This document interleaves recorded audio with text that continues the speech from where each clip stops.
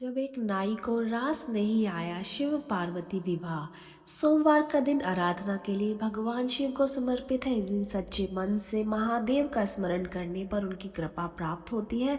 ईश पूजा के लिए जरूरी नहीं है कि आप उनके मंत्र आरती श्लोक आदि का ही जाप करते हैं, बल्कि ईश्वर की कथा की चर्चा करना भी ईश्वर भक्ति माना जाता है। महादेव इसलिए भी महादेव है क्योंकि वे सरल तरीके से बस श्रद्धा सहित नाम लेने पर ही प्रसन्न हो जाते हैं, खुश हो जाते हैं। उनकी कथाओं का कोई अंत नहीं। ऐसी ही एक कथा प्रसंग उनके विवाह से निकलता जिसे आपने शायद ही सुना होगा। ये प्रसंग तब का है जब महादेव और पार्वती के विवाह की बातचीत चल ही रही थी। माता पार्वती के महादेव शिव के प्रति प्रेम और अगाध निष्ठा देखकर सप्तऋषि प्रसन्न थे। उधर देवताओं के प्रसन्नता का कारण था कि अब जल्दी ही महादेव के पुत्र से तारकासुर का अंत होगा। इधर सप्तऋषि पर्वतराज हिमालय के पास पहुंचे और राजा की इच्छा जानकर उमा महेश की कुंडली देखी और इस आधार पर शुभ तिथि और लग्न देखकर विवाह का मुहूर्त निश्चित कर दिया। अब बाकी ये रह गया था कि महादेव को इस बारे में सूचना दी जाए और उन्हें विवाह के प्रस्ताव देकर बारात लाने के लिए आमंत्रित किया जाए।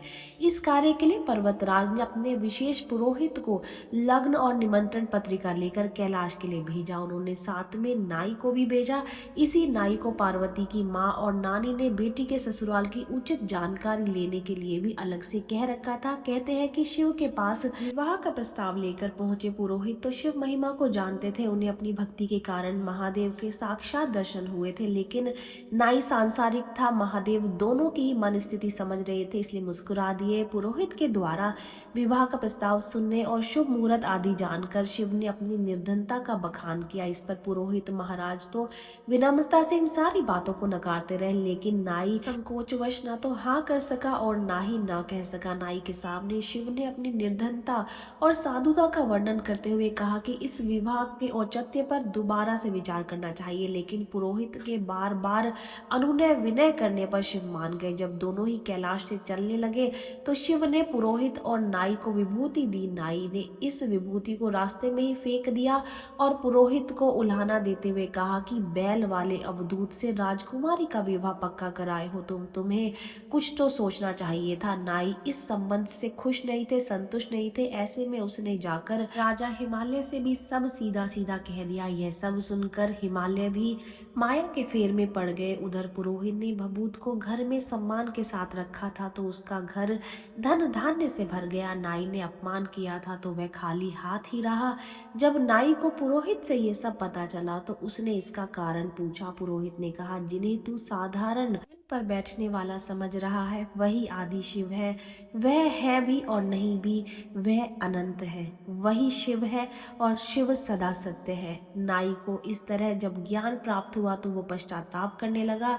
उसने महादेव से शरण में ले लेने का अनुरोध किया। तब महादेव द्रवित हो गए। उन्होंने प्रकट होकर के नाई को आशीर्वाद दिया। उधर विवाह से पहले उन्होंने हिमराज का भ्रम भी दूर कर दिया। इसी कथा के आधार पर भारतीय विवाह में नाई का महत्व इसीलिए ही बढ़ जाता है। कुछ पौराणिक आख्यानों के साथ मेल करते हुए ये कथा लोक में काफी ज्यादा प्रचलित है। यह बताती है कि सनातन परंपरा में हर संस्कार और उसके विधान कितने पवित्र और किस तरह से सामाजिक महत्व का मेल में मिले हुए हैं। ये जानकारी यहीं तक ही। जानकारी अच्छी लगी है तो वीडियो को लाइक कर दीजिए, चैनल को सब्सक्राइब कर दें, नोटिफिकेशन बेल को दबाना बिल्कुल भी ना भूलें। Thank you for watching.